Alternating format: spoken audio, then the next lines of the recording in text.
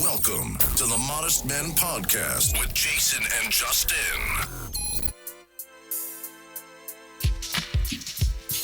I'm Jason. I'm Justin. And we are the Modest Men. There we go. That's what happens when we don't do it for a couple weeks. We're automatically fucking it up. Right. No, that was actually really good. Yeah, it was okay. Okay. It was all right. Hey, what's fucking up is your computer upload right now. We're not gonna talk about that. Yeah, but I mean, you know, it's going backwards. Okay, it caught up. Okay. I mean, it did have some technical difficulties last week, so for sure. This is episode 7, and we have to put out episode 6, and we haven't put that one out yet because we had some technical difficulties. However, shout out to Riverside FM. They are our provider and host for our podcast. And so pretty awesome. Great media thread in here, you know, great sound, great video. And they helped us out on some stuff because for some odd reason, that video didn't upload all the way. So I was missing like 4 minutes of the last one. So anyway, shout out to Riverside FM. Riverside did not care about the closing of our podcast. They didn't. No, they did. They did. I mean, when you talk to them, it's like, hey, you know what? It's putting us off about a week. So can you help? And it's like, okay, we got you. Help me, please. Help me. Yeah, they did something. I don't know what they did, but they did something. So, oh man, how's the weather, brother? Well, the weather here, it is what it is. I mean, it's nothing new, but I'm actually coming down with a little something just from the change of climate. We ended up going to the family. We took a trip to Disney last week for our spring break was here for the school district. So we did the magical thing and went to Disney and magically drove this time with my mother-in-law and one of my sister-in-laws. So that's 6 people rocking the minivan. Minivans, underrated. Smooth ride. Minivans are awesome. Smooth ride. Yeah, I would never own one, but it's a great travel vehicle. Yeah. I don't want one, but it was cool. Yeah. We spent the week in Disney. We stayed at the Swan and Dolphin Hotel, which is like a joint Marriott hotel. So it's like a Disney hotel, but it's not. Shout out to my wife Tiffany, who is the master planner strategist. No matter, she's probably a little OCD about it, to be honest. She likes to have control of things and the planning and but she's great at planning where we eat, planning the parks, planning the activities, having everything line up.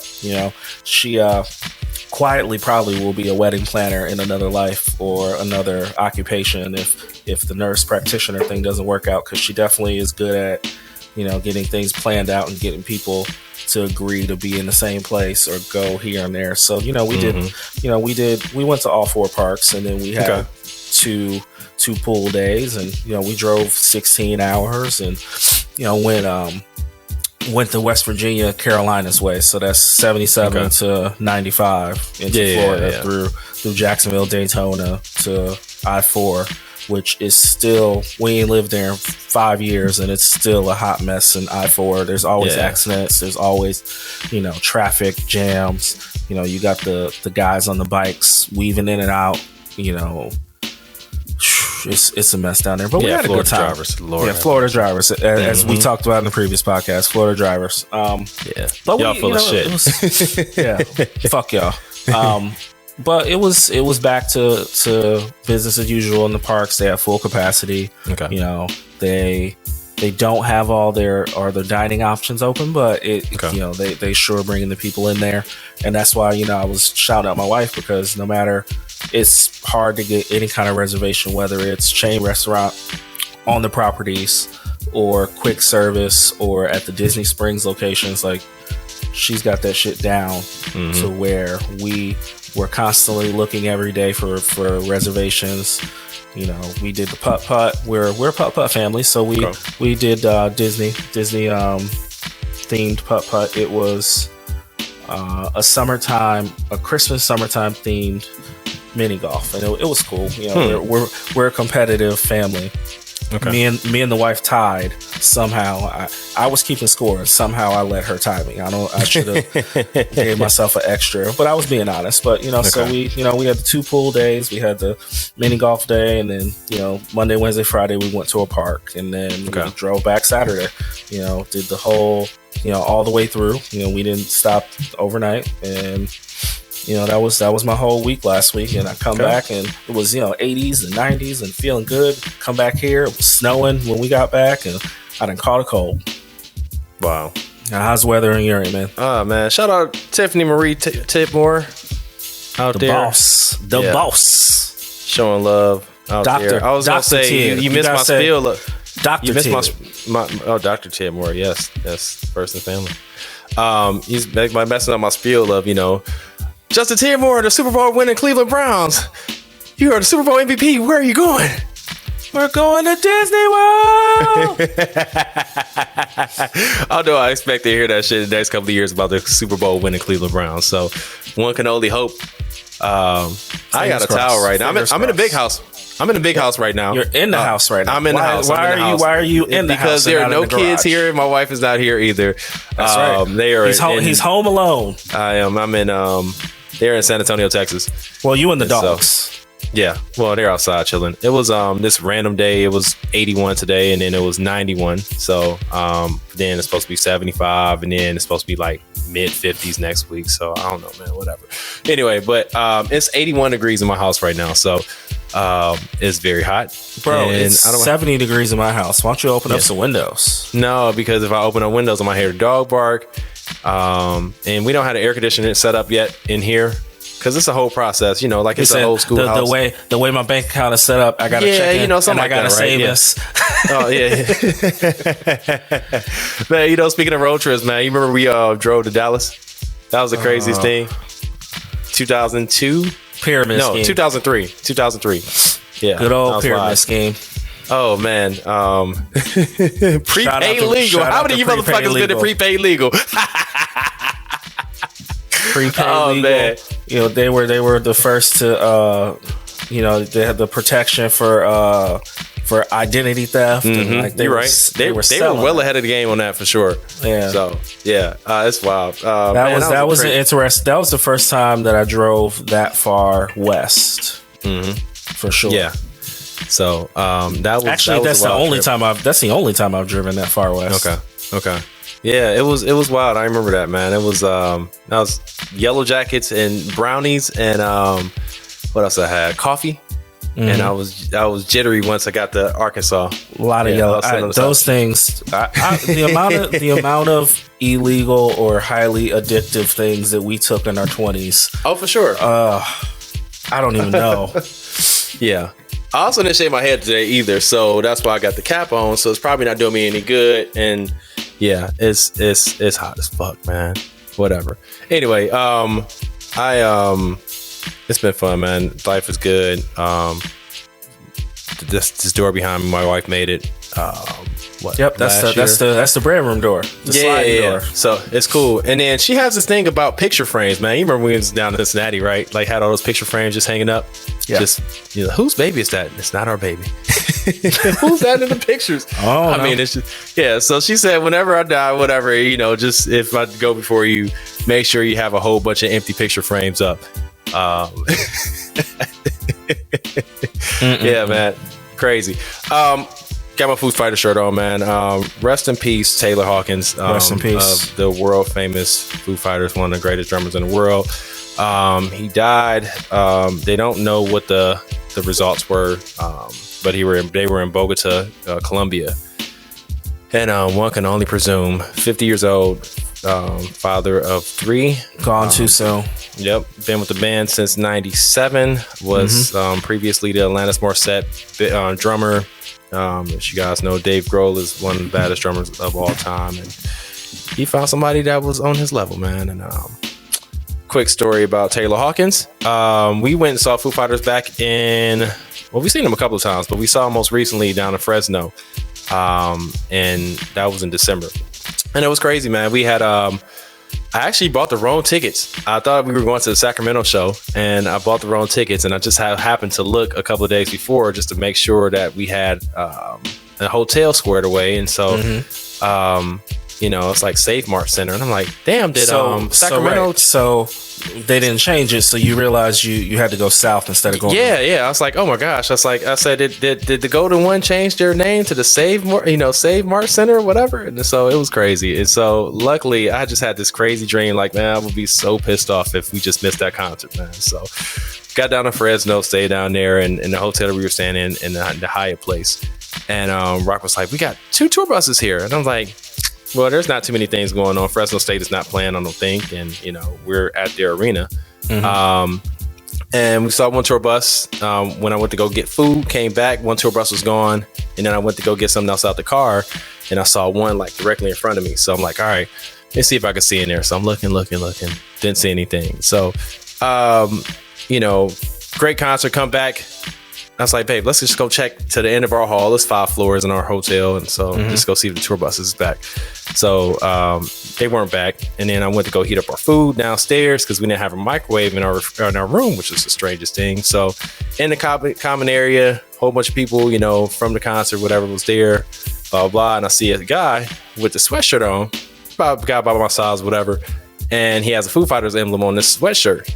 And it says security. And so I go to him and I was like, yo, man. I said, they're here, right? He's like, I can't tell you all that, but just know that they are, you know. So I was like, okay, great. And so I tell Rock about it. She's like, oh. And so she get up in the morning because we had to check Ryan into school. And she's like, I'm going to go get some breakfast. So I'm like, all right, cool. And I planned on getting up, but in the meantime, I went back to sleep and I had a dream that she met the band. And so she comes back in the room and she fucking met Taylor Hawkins down at the breakfast line. And I was like, yeah. And so of course she came in here. She's like, oh my God, I just met Taylor. And I was like, well, what did you say to him? I was like, did you tell him you're related to him? Because she's a cousin of she's related. Okay. Some like second, third cousin or whatever. And I always thought we had an opportunity to tell him that on the podcast because he was on our guest list, man. So sad as fuck. 50 years old. That's crazy. Yeah. Right. So, let's see what else is going on. I'm also trying this carnivore diet. I don't know if I didn't tell you about all of that, but yeah, you know, shout out to our resident referee, Cod Douglas, was talking about, you know, everything from the earth. And so from that the would earth. mean me from the earth, EARF, the earth. Yeah. So I tried it. I was like, you know what? Let me go ahead and do it. And so it's a struggle, man. Like I had carb withdrawals the first day. Like I had a headache. Like it was weird. Like I stopped drinking and I had stopped drinking coffee and alcohol and everything like that at the beginning of the year. And so like I had a week of withdrawals, you know, but this one was different. It was like I had a headache and I was like, oh my gosh. I was like, what is this? And she's like, well, you're probably having a carb headache. And so I started reading into it, like carnivore diet along with ketosis. You know, that's the whole thing. Like, you know, now your body was looking for carbs and now the carbs are not there. And so you're going through that, you know, but it also starts burning fat. And so right. It makes sense. I mean, right. you think about it, like, I mean, even me, like I don't eat enough complete meals because I'm at work, so I'm tasting things. So, you know, the life of a chef, we don't always get to sit down and eat a meal. So I get where, you know, for the most part, probably today, for example, like you, I tasted, what did I eat today? I tasted brisket. I tasted chicken. I tasted like all sorts of meats that, you know, it's because I need to make sure that they taste good. So most of the time I'm sampling things all shift for 10 hours. So I never really have a full meal after. I try to eat a full meal before I leave the house to go to work. And I skip breakfast and have a protein shake. So, you know, we're cutting back on carbs here in general, but we still eat carbs. But I can imagine if I wasn't having any pasta at all and any, you know, no bread whatsoever, sugar. There would probably I can't. Right. Like you would not like this chef if I didn't have sugar. Yeah. It's been weird, man. Like I think that the first day I made 3 pounds of ground beef and 12 eggs, and I wanted to do like a pound of ground beef in the morning, and then with the 12 eggs, and I just went to the gym, and I was starving, and man, I struggled trying to eat that. I was like, this is crazy. And I think the reason of me trying to do this is because I don't intake enough protein. And so, next January, February, I'm competing in bodybuilding, in powerlifting. So, I want to be able to ramp up, my gains and things of that nature. But also, like, I want to take my shirt off in the summertime. I'm getting there. But anyway, progress. Progress. So that's been a challenge, man. It got a lot easier today. So, I think things are kind of working out a little bit better, but yeah, that's what's been going on. It's been a little modified. If you guys know me, last year I was on this vegetarian kick, and I did that for about 3 months, and I was like, hell no, I'm done. However, you were quite cranky. Yeah. Especially going to Texas, man, and around this time, and all the barbecue in the world, and it's like, you're not eating meat, and I'm like, it's not even that. Like, you guys eat a lot of, like, you guys eat pretty, you guys eat better than we do. So like, you guys eat avocado, and you guys, are eating vegetables and stuff like that. But then for you to not have any meat whatsoever, and they're sitting there eating the barbecue and the brisket and the chicken and the and then you're like, so what kind of veggie plates do you guys have? Right, for sure. Because I had to deal with that, as far as our planning with my mother-in-law. She's Renee's vegetarian, so it was like, you just can't go to Roadhouse, or you just can't go to a barbecue place, or a smokehouse or anything like that, because she'll eat chicken and that's all. So like, if there's not a salad plate, like we found a hibachi place, so that worked. She could just get the vegetarian plate. Yeah. But yeah, I totally get the struggle. And it was just like, well, we can't eat here, and here, because there's nothing on the menu sheet to eat. Like, places we've been to before with just the four of us, okay, cool. As long as there's something for the kids to eat and something that I know my wife will eat, all right, it's cool. But now you got a vegetarian with you. Right. And you're like, all right, definitely can't eat there, because a lot of the menus are still condensed, and there's less items and there's less options, because they can't afford to have full menus and whatever. But shout out to the vegetarians and the vegans who are somehow still eating, because it's not easy out here. Trust me, my menu does not have a lot of veggies, and we make do with what we got, because things are too expensive or unavailable, or it's not the right season, or just a lot of different variables are messing with like people's diets. Dude, I'm sweating like a hooker in church right now. I can tell. You're glistening. you look like you just rubbed Soul Glow all over your face. Yeah. Let it out, so silky smooth, just let it shine through now. Anyway, they got a lot of great stuff, right? I think what was it? Sexual chocolate. That boy good.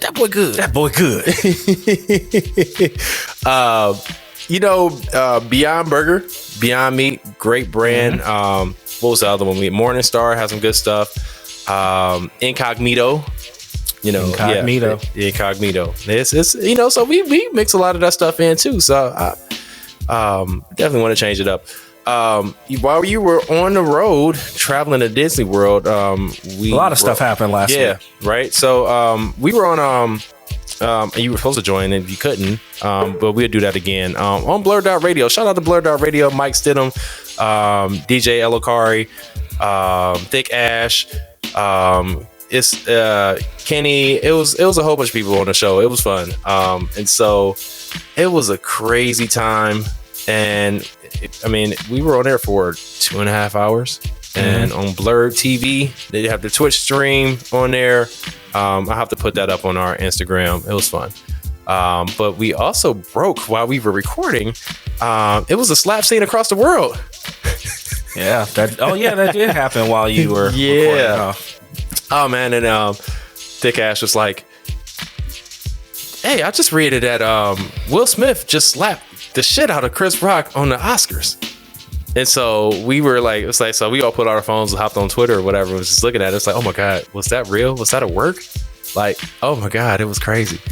And so I absolutely thought that was a part of the show. Yeah, until it wasn't. So in case you missed it, I don't know what the fuck you've been at, if you've been under a rock or whatever. Nobody's missed it. No one's missed it. At the 2022 Oscars, what was supposed to be a great day for the Will Smith family turned it to shock and awe as ChrisRock went on stage and was, doing his spew as he's a shot comedian, stand-up comedian, and he got to Willsmith and Jada Pinkett Smith and made a reference about, her hair, and she would be a great person for G.I. Jane 2. Can't wait to see you in G.I. Jane 2.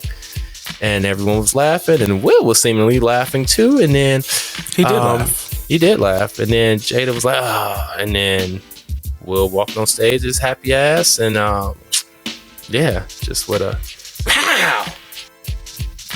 Like, overhand right. But did you see the still frame, bro? Like, cause he slapped him and he had it like this. Well, and so the still frames made me think was that fake?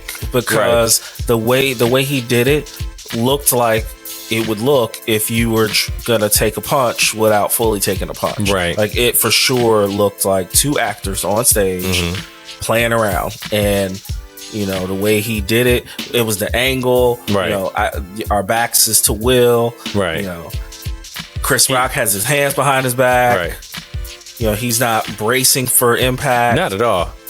Because you got personal space and then intimate space, right? And then once somebody get in your intimate space, man, it's either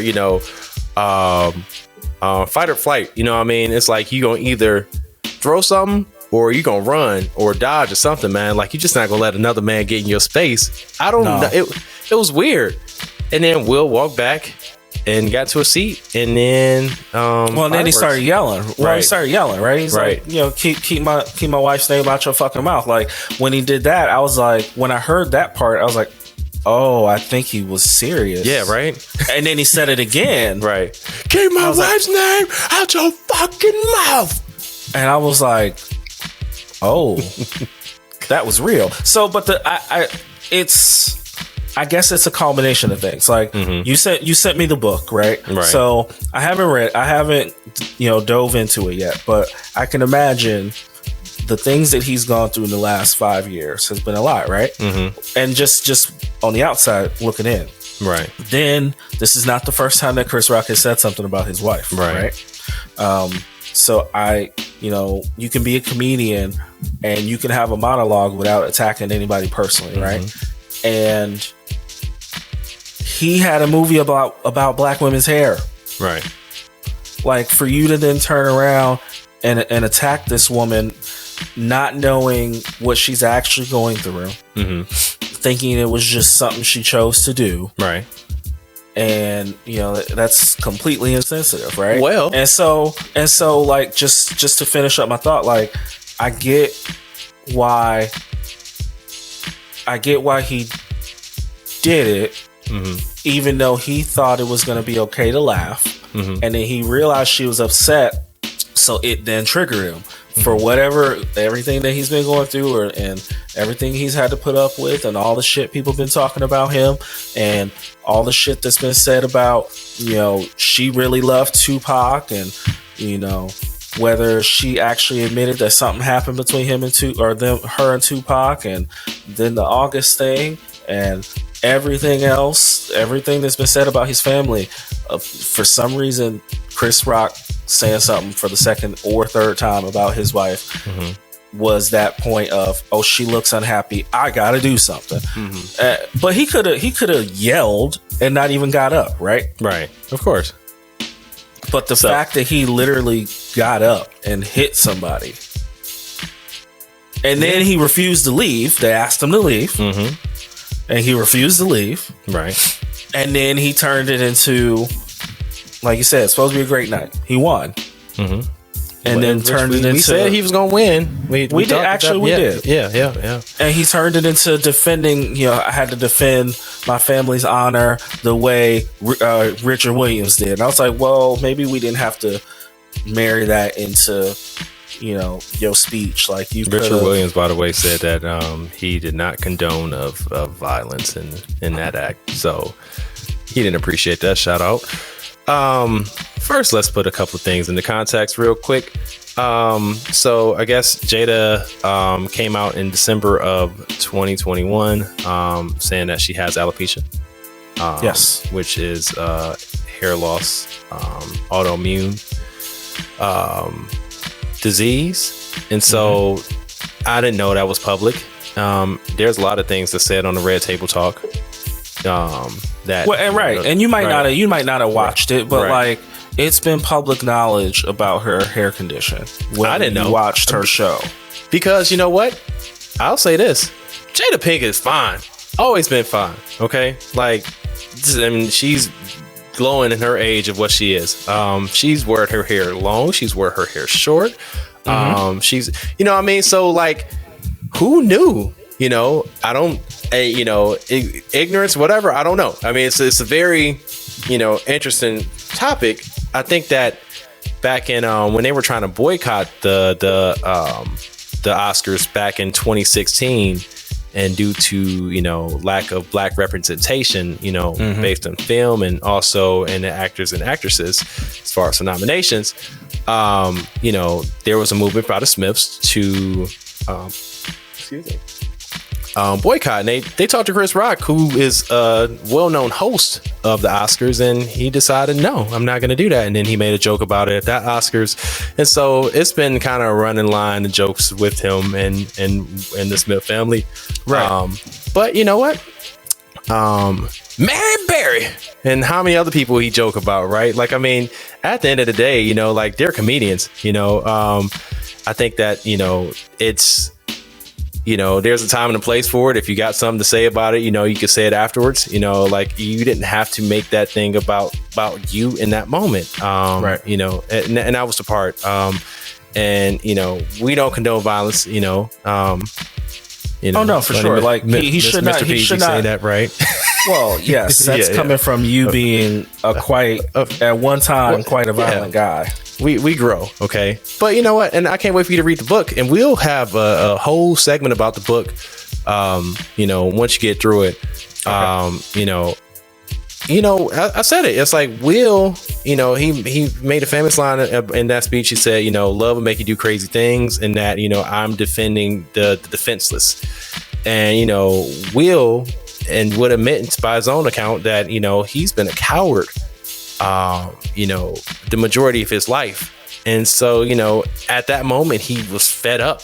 I mean, he said that in the book, like his brother Harry, who's one of the twins, his younger brother, was the one who was always defending his mom. He's victims of domestic violence, what I mean? And Will thought that if he was a comedian and he would joke and so forth, he would keep his dad happy, and if his dad was happy, that means his dad wouldn't be upset and he wouldn't hit his mom. And so that was his thing, but he always felt like he couldn't defend the people that he loved. And he said that by his own account that he was a coward. And so this was this moment and this opportunity. That situation, man, it's tough because you have every stereotype of portraying black people was lived out in those moments, right? Violent, we can't bring y'all nowhere, y'all can't act right, this is the reason why. Like it was a poor showing. And now the Academy Awards is doing an investigation, which is wild, and he's already publicly apologized about it. They're investigating what they're going to do. He's already withdrawn from the Academy Association. Yeah, I saw that. Right, but what are you going to do, take his Oscar away? No. Like, well, I mean, and that's like when they try to take away a championship or take away a trophy. It's like, we already saw that he won. Right. No, what are you going to do? I mean, you didn't take Harvey Weinstein's trophies, Oscars away. So, I mean, like, come on, man. Like he already went on stage. Yeah. They already handed him the trophy. Yeah. Like, it's already happened. Yeah, it's done. So let it be done. Tony Rock wants all the smoke, though. Yeah. I saw that. Yeah. Tony Rock wants all the smoke. And it's funny because Tony Rock was also part of one of Will Smith's produced shows back in the day, which was interesting. Yeah, man, it's crazy. You see, Chris Rock's ticket sales has the Ego Death tour. He's on tour, yeah, right. And they had ticket scalpers going off for selling the tickets for $1,000 a ticket. Like, Chris Rock is gonna be in the money for sure. And man, Will Smith, man, Chris Rock, both legends, in the community, man. And, it's sad to see that happen on that stage, but yeah, that's all I got to say about that. So, yeah. Oh, by the way, the show Tony Rock was, it was All of Us. All of Us, right? Yeah. Crazy. Which actually Will and Jada were creators of.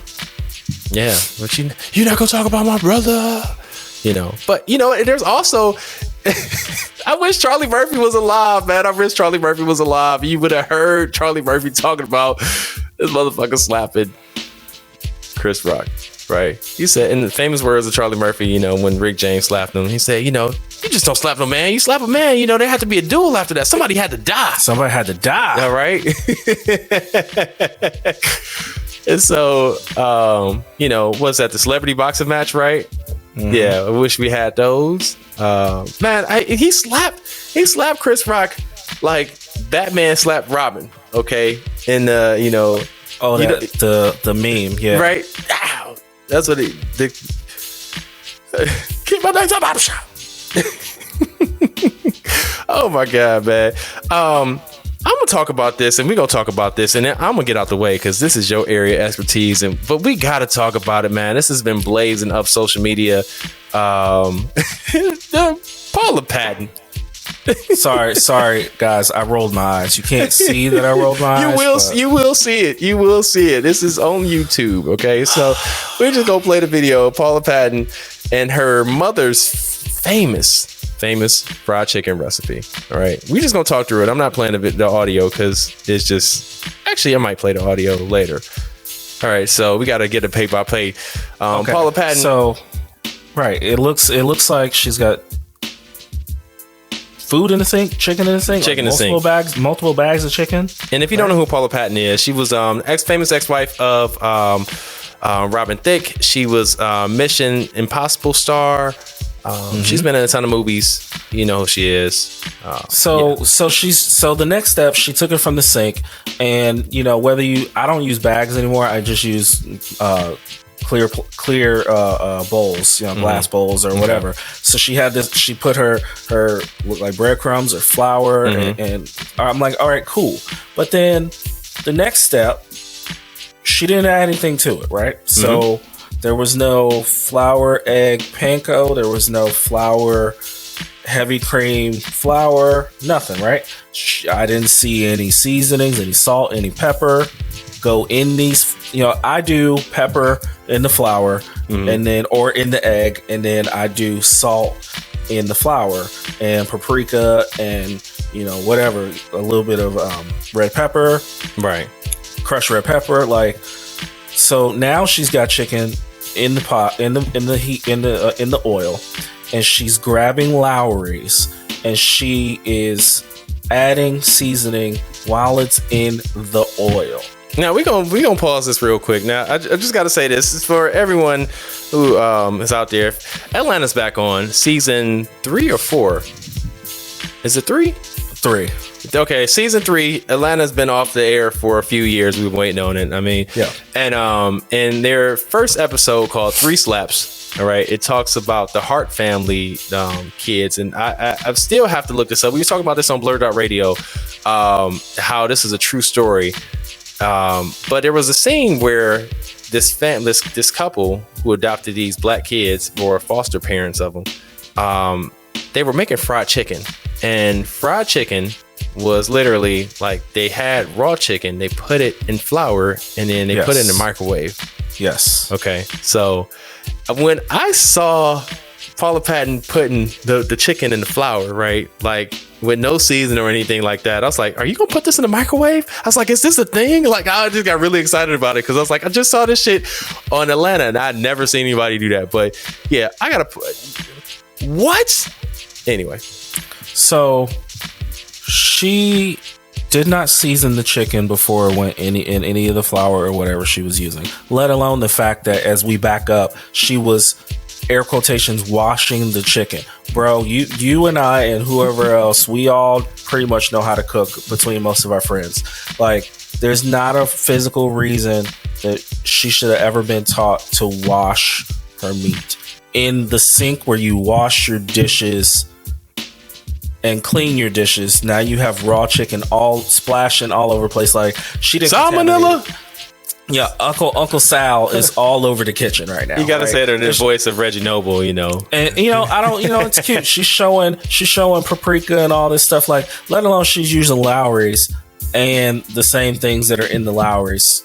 But the fact that she added that shit after it was already cooking in the oil, she's flipping it over. She didn't cook the chicken long enough. She kept trying to add seasonings as she's flipping the chicken over. Well, yeah, motherfucker, you cooking the chicken with nothing stuck to the meat to make it to coat. Like, where it doesn't, like, everybody's got a little bit different what they do, but right, to get things to stick, you pat the chicken dry. You ain't gotta wash it. Right. Just pat it dry, right? Paper towels, and then flour, egg, breadcrumb. Season it wherever you need to, however you need to. If you want to repeat the process and double bread it, cool. If you're doing air fryer, you might not want to do that because it's not being, dredged in oil. If you're doing it in oil, you're cool. You ain't even got to have it where it's completely covered. But because she didn't, she was just doing it, where half of it was covered. But if she was taught that, then her grandmama and her mama don't know how to cook. Man, listen. I'm done. Please speak on this. Please talk about it. You said it perfectly, man. Like, if that was, I can't believe that was her mom's. I ain't done. Let alone at the end of the video, that shit was not cooked all the way at all. It was pink in the middle. Like, and I know sometimes I was expecting her to put out the thermostat, right? Like, I was expecting sometimes the dark meat is can have red color and red tint, right? Mm-hmm. But it was 65. But it was pink. Mm-hmm. Yeah, I don't know how she. If she's single, I know why. No, Lost Without You was clearly not about her, right? She might have been better off putting it in the microwave. Yeah, so I cook my fried chicken. I haven't made it in a long time, but I mean, I'm from the double grocery bags, right, from your local Tops. Man, I miss Tops. Tops was one of my favorite. The only reason I stopped doing that is because I've been getting bags from Giant Eagle and there's a hole in the bottom. Yep. Mm-hmm. So you start shaking it up, and then you got fucking powder toss going in the kitchen because you got chicken flour flying in the air because they got holes in the bottom of the bag. I used to do that too until I noticed the majority of the bags got holes in them. Okay. Yeah, I don't know. Shout out to Finest and Tops. Right. Like, what? Why did they put holes in the little bags? I don't understand. Shout out to Piggly Wiggly. Piggly Wiggly. Y'all know, but that's that South shit. Oh yeah, I don't. Shout out to Kroger, man. I miss it, man. I wish Cleveland had Kroger. Y'all would love Kroger. Kroger is phenomenal. Any like South past Columbus, Cincinnati, that area. Also in Michigan is huge Kroger base up there. So I was shocked. Like, in what realm would you put seasonings on? I mean, it's not like you're barbecuing, right? Like, you should put seasonings on the shit while it's in this frying pan, and like she's seasoning and then she flipped it over. What do you think the seasonings are gonna go? You think it's gonna stick in the flour? Like, I'm so confused of what happened. Like, we just need to ask. That's like me trying to. That's like me trying to add stir fry seasoning as I'm stir frying. Mm-hmm. It's redundant. Like, it's backwards. Like, you can't. No, you just. I don't understand. Like, I saw the video and I thought she was kidding, but she was dead fucking serious. No, it was real. It was real. And you did wrong for that one. So you need to apologize. And apologize to the chicken. Yeah, the chicken. You owe the chicken an apology. Yeah, she took a bite of it too, and I'm like, ooh, ain't no way. Not good. Yeah, nope, not at all. So she was the only person eating that chicken. I don't know who else she was making that chicken for. I guess good publicity. Publicity. Not all publicity is good, but Actually, it is. I guess. I don't know, man. I fucked up that saying. You know what I'm talking about. Whatever. Paula Patton, sorry. You're dead wrong for that one. March Madness moving along, man. Oh my gosh. Man, you know what? I gotta say this. So I can't recall so many sporting events going on in the same week, right? Because you just had at WrestleMania, which we'll get into a little bit later. You had March Madness. You had that was the Final Four finale.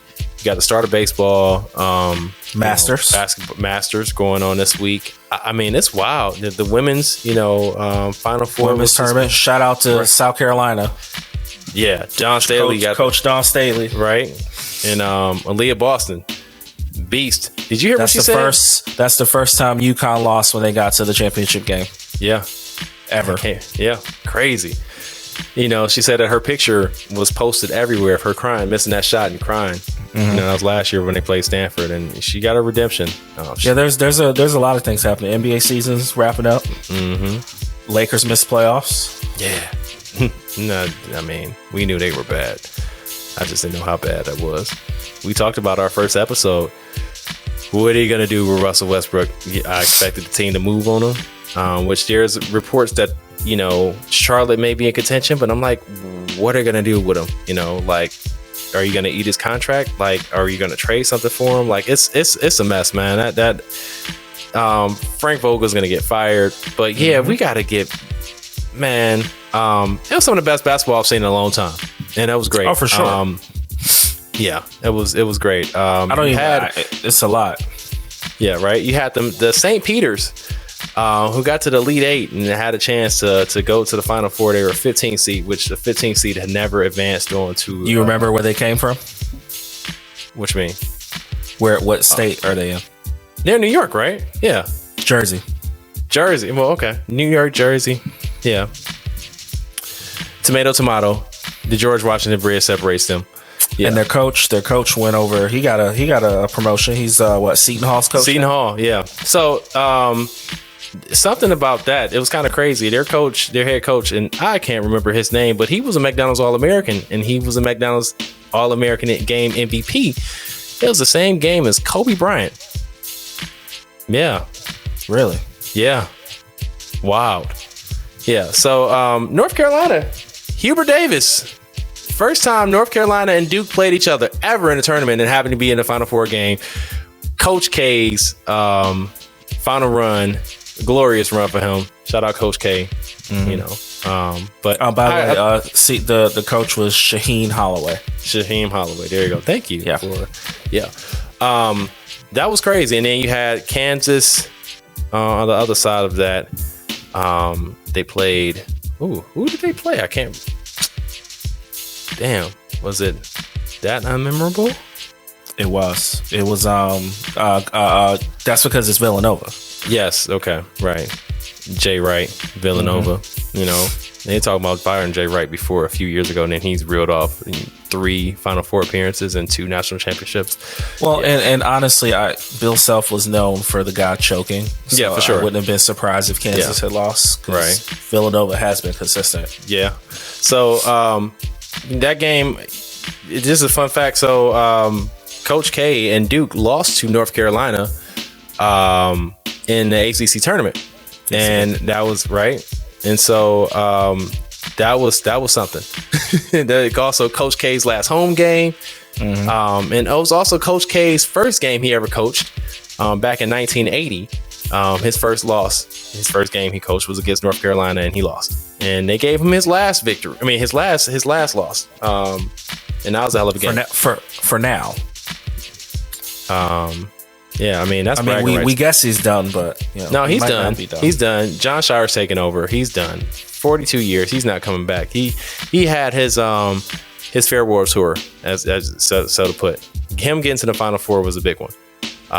Yeah, that was a hell of a game, man. I mean, it was down to the wire, and I think North Carolina ran out of gas.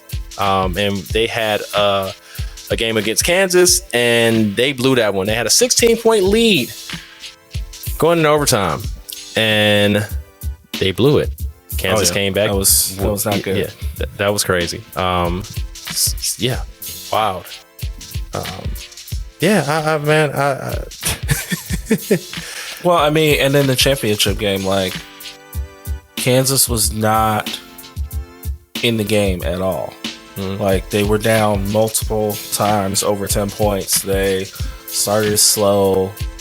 You know, I didn't think, I mean, it hadn't happened, so I'm like, well, they're not going to come back in the championship game. They're down too many points. Like, again, as I said, you know, Bill Self teams usually don't overcome like that. And like, he has some great teams in Illinois. But at the same time, right? you said, you know, Hubert Davis is of the coaching tree where they don't take timeouts to stop momentum. They're not really about adjustments. They're about execution. You know, they ran and they also had a 5-man rotation. So we saw it against Baylor. They were up against Baylor with 13 minutes left to go, and we talked about it before. 26 points, and Baylor came back, forced overtime. So, you know, everyone was saying that it was over. Kenny Smith was, you know, going crazy, which he had some custom J's on. They were beautiful. I have to show a picture of that on here. But I was like, it's not over. I was like, if North Carolina need to keep their foot on the gas. For the record, North Carolina is really the only basketball team I've ever cheered for as far as for NCAA, dating back to my young age, because, you know, of Mr. Michael Jeffrey Jordan. So, yeah. But yeah, shout out to Kansas, national champion winner, in South Carolina. So, man, what else is going on this weekend, man? You just talked about it, Wrestlemania. Yeah, Wrestlemania. It was back in Dallas, Texas. 2-night event. 4.5 hours each. Well, if you include the freaking pre-show, the shit was on at 6 o'clock every day until midnight. Right.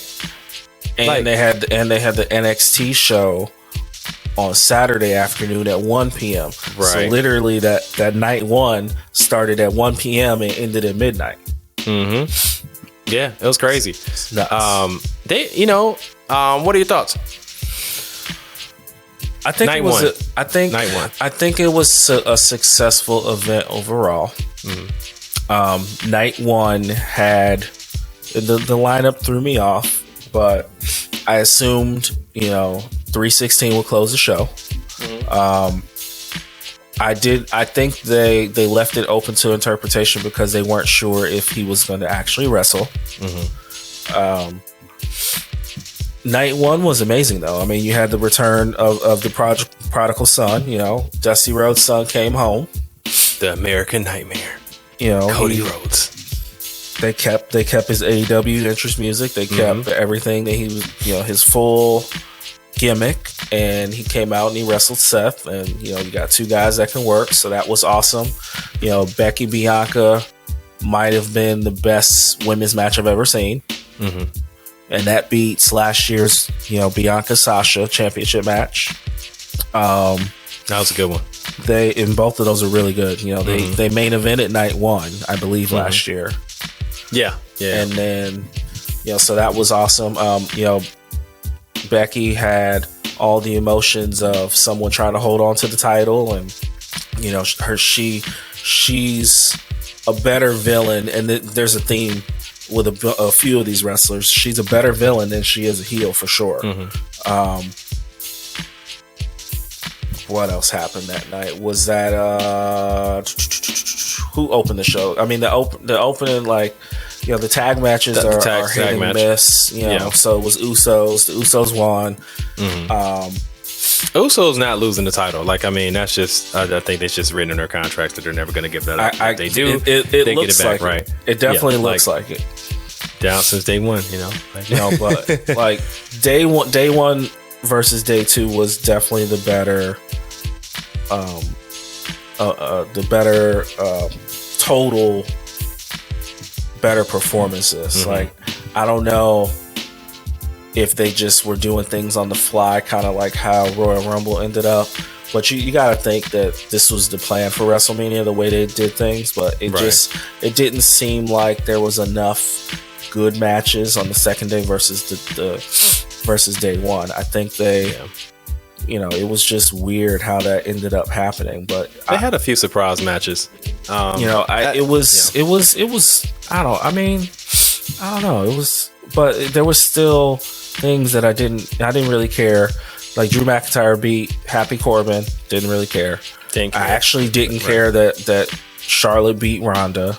Right. That was day one. I told you that Charlotte was going to win. I knew it. That's like, I think, when we went back to our episodes before, when Steve was on here, we talked about a few matches that I thought would go the way that I figured it would, and it did. So, day one was, and I got to say this, this is the third year of having the 2-day, WrestleMania event, which is cool because like when we go next year, we just buy a ticket for one and we go to both days, and so it's gonna be a long day. Is that how that works? Like you don't need tickets for both days. You just need one for one day. So you buy one ticket and it's for both days. And so, they brought it out to 2-day event back in the pandemic. That was in 2020, and the first night just seemed that was really soft, right? That first year, and you thought it would be a lot more production. Since there was no fans out there, right? Like it was a little wild, and that's when the Undertaker match was so crazy with him and AJ Styles, because it was a whole production, and we was like, why didn't y'all do this the entire, like every match? Like let it be like this grand spectacle, theatrical, right? Because you can pre-tape it, you can exactly do more, right? So then last year you get into it, and he felt like it could have just been a 1-day event. Well, last year was funny because it was in Tampa, because it was supposed to be in Tampa. So they go back to Tampa, right, and there was a 30-minute rain delay. Yeah, which is hilarious. Yeah, right. And so it still felt like it could have just been on one day, right? And then this year, day one was phenomenal. You had great matches. I wasn't disappointed in any match, day one. No, even shout out to Logan Paul. Like, he looked like a wrestler. Right? Yeah, that was very surprising. They were talking about the Pokemon chain, right? And that's like, that's a fake. He said it was a fake. That's not the real one. Yeah. He said that before on, it came out. He was like, no, this is fake. But it's like, oh, it's the most expensive Pokemon card in the world, and he's wearing it around his neck. Yeah, that was a pretty intriguing match. Day two, like I said, Austin came back 19 years, and that was incredible. Shout out Stone Cold Steve Austin, and shout out to Kevin Owens, man. I didn't know what that was gonna what that was gonna be like. Like he was set up with the KO show, and Steve was about to walk out, and then all of a sudden he walked back, and I was like, he's either getting a beer truck or he's getting an ATV, and sure enough, it was an ATV. So that was a ton of fun, man. I mean, we were in our backyard just going crazy. That was awesome. And then they're talking, and he's just like, yeah, I want to wrestle. And I was like, okay, get the chairs, get your referees out of here, and no holds barred. That was very surprising. I didn't know what that was going to be about, but the crowd loved it. He was drinking beers mid, the Broken Skull American Lager, which is still sad. I will never have that. They need to have the non-alcoholic version of that. But anyway, it was crazy. Went to the crowd. The crowd was going crazy, and then he got a couple finishes off. I mean, Owen stunned him, and he did take a stunner. He took a suplex on the floor. On the actual floor where the seats are. Exactly, right. And then did Owens take a suplex on the stage? Yes.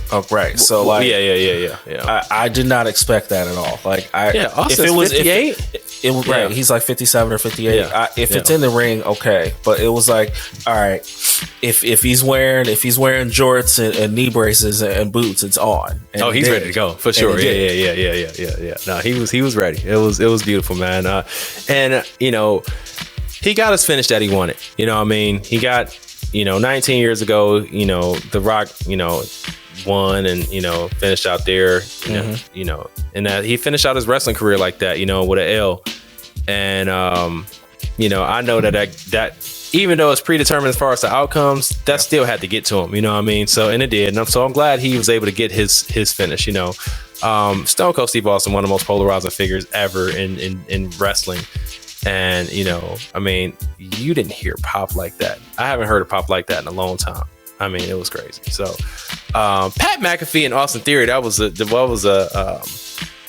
an interesting match, and it was more interesting because Pat was the box jump to the top rope, and the backflip off of there, right? Like, that's like, damn, Pat. Like, I said, okay. And what was he wearing? Patent leather 11s, right? Yeah, right. Yeah, those are crazy. But did you see, like, landed clean in some 11s? Oh, for sure, right? And did you see like his shirt and his pants were like shimmering? They had like, I don't want to say like rhinestones, but it looked like it. You know, he had the headset on, was talking shit, you know, as he was beating up Theory. Like, I mean, it was a great match, man. I wouldn't mind seeing him continue to work. You know, he's taking over for the role of maybe Shane O'Mac, you know, which I thought Shane was going to come out at some point. I thought that was going to be. So, you know, I didn't care for the New Day match. I don't know what that was about. That was just a little thrown together match. It didn't make any sense to me. It was like a super early finish. And then that was not needed. It was unnecessary. So, and then you get into you know, what was billed as the biggest match in WWE history. Well, hold on, you're missing one. Edge and AJ. Oh yeah, that was good. Oh well, we can even talk about, speaking of AJ, the Bobby Lashley and Omos. That was in there. which if you didn't watch Raw the next day, MVP actually turned on Bobby Lashley. Like I said, I posted in the group chat, but they did the full turn where MVP is going to help Omos get over as a monster heel. And somehow, I don't know, they tried it 10 years ago, or, you know, in the early 2000s. Super Bobby Lashley. They tried, you know, good guy Bobby. So I guess they're going to try it again. But yeah, that was a great match. Like, yeah, that's a large man to get suplexed like that. You know, Bobby's a big man, and he makes Bobby look small. Sure. And that was a great match. What, 7'1", 400 pounds? He went to South Florida, right? Yep. Yeah. Basketball player. Crazy. Yeah. That's a large man. Yeah. He got a bright future, man. And then the Edge AJ match was, you know, they're pushing AJ as a super baby face again, which I never really liked him really as a heel, unless he's doing the Bullet Club. Unless he's doing the Bullet Club thing. It doesn't really work if he's a heel. Yeah. So, and you know, now Edge is like super heel, like full brood. Yeah, did you see that entrance, bro? Like, he had the brood, like, but he also looked like the higher power, right? You know, from back in the day. Yeah. So the rumor is the third might be Rhea Ripley.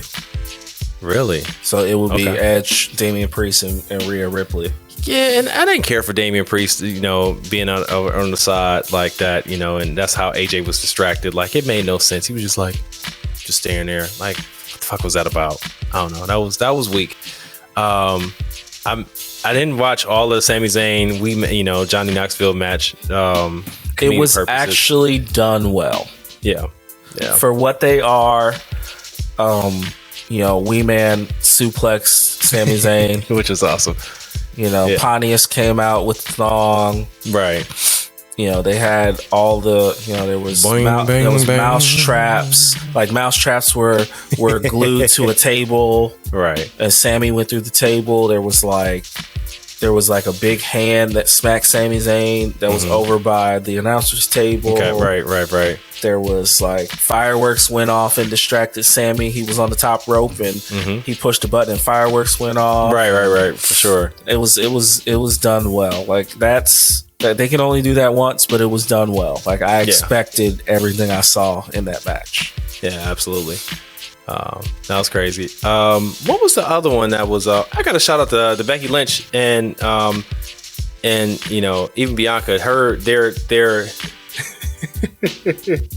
They were doing enough for the women's matches, bad, because you had Becky come out with the limo, right? And then she walked down like she was Ziggy Stardust, David Bowie, especially with the makeup too, and her hair straight like that. And then Bianca Belair came out with the band from Texas Southern, and they were going crazy, and I was like, hell yeah! I was with it. And so they put on a hell of a match. That was definitely one of matches of the year. That was great. Cody Rhodes and Seth. By the way, we talked about it in the group chat. Sasha's husband is a costume designer. And so did you see, Steph had on the lace, man. I was tripping. I was like, Rock was like, you gonna put some lace on? So I listened to an interview where he was talking about that outfit. He said the lace part was almost white, and he's glad he didn't do white because Carmella was wearing an outfit that was white and lacy, like a wedding type design. So he's like, I'm glad I did black because she was wearing white. I was like, well, all right. Yeah. But he said his inspiration was Prince. Yeah. So that was a very Prince-esque, outfit. So then, you get into the main event, man. And, whatever they do with Brock, man. And I said it before, like Brock is the type of guy who doesn't need the belt to, still be, one of the biggest attractions in WWE. No, I agree with it. Roman has done such a hell of a job, building his character and developing his character he's super over now, and he's a heel. Yeah. And people used to boo him. He was a face, and people used to boo him, and so they finally they try so much to put him over, and now he's super over, and he's a heel, and I love it. And his mic skills are incredible, and it's fun to watch. But man, we got the super finishers match. It was the Raw versus SmackDown with unlimited finishers. Basically. You got 5 Superman punches, you got 5 spears, right? And he suplexed him 4 times. Yeah, right. What's the name? Brock caught him with 1 F5, and he caught him with 2 belly to bellies, and it was 6 or 7 Germans. Yeah. And so, but he took off the gloves, man. He took off the gloves, and I thought it was going to be a repeat of WrestleMania 34 when he busted open Roman. And I thought I was going to see it, which made me feel like that match was supposed to go longer. But something happened, and it happened during the time when, Brock had Roman in the Kimura, and, he had that arm super wedged back, and he was wrenching it, right? And then he saw Heyman come over and kind of push the rope, but because he yelled, and I don't know if the mic picked up, but Roman's, like I said, is out. And so I thought that he was hurt for real, because if you saw after the finish, the way that it ended, he caught a spear immediately. It was jumping off the back of the F5, right? Mm-hmm. Right. And then you catching him with a quick spear, and as much damage as it was a clean finish, but it was a quick finish, because I believe, I don't know. I'm not an expert in that field, but if you're saying it's out, and everything I've seen about him at the end of the match and the next day, then he must have. Can you pop the tricep muscle? Or no, I don't know if it was his shoulder that got wrenched out. That was but I saw that picture of his tricep, right? Right. That, right. So I don't know. He struggled. He struggled to put that arm in the air, right? Mm-hmm. And then the next day on Raw, he couldn't hide the fact that he was still grimacing. So I don't know, separated shoulder. Yeah, you ain't really trying to do nothing with your rotator cuff, and right. You lifting 2 titles in the air, but he just won 2 titles, so he powered through it that night and the next day. Right. But he looks labored. So yeah, we'll see. We'll keep an eye on that, right? Because he, it would be a shame if they had to take the titles off of him due to injury. But so they're gonna do whatever they can to keep that going. Well, whether it's right, he's not gonna Baker Mayfield sling it or anything, but right. I think they will then cater his move set to where he doesn't have to do anything on that arm. Because what was it? That was not was that the Superman punch arm? I don't think so. Well, and it was his left hand, and so his right is his Superman punch. Yes. So he can still do his finisher. He can still. He does a submission move. He can use the other arm. Right. They'll obviously play it safe and make sure no one body slams him. On his side, or they'll try to definitely make sure he's dominant. He doesn't have to take bumps on that arm. For sure. They will. Right. They will keep the titles on him. I don't. The COVID thing was different. Like this, they won't. they won't do anything to take it off of him now after they just did all this work to put it on him. Yeah. And, you know, I mean, there's something to be said about, you know, there could have been a couple of matches where, you know, someone else could have played that role. It didn't have to be Brock winning, you know, Royal Rumble, right? Like someone else could have had the opportunity to, say, win a Royal Rumble and, you know, maybe have that match at Mania. But, you know, Brock Lesnar is the you know, I would say the face of the WWE still. He still has the largest fan base. You know, you hear that pop and that theme music pop on, and it's just like, you know, and I love the fact that Brock is happy.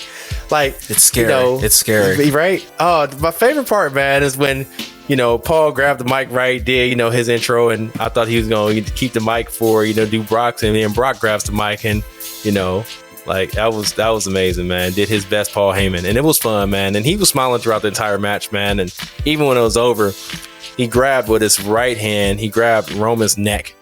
And, you know, there were some cameras that caught it and some fans that on Twitter that caught it. And, you know, like, he like squeezed his neck just to make sure he was okay. So I don't think that was supposed to happen, and it was supposed to end in that moment. But, and I mean, it was a great match, man. I wasn't, you know, disappointed with the results. I knew that was going to happen.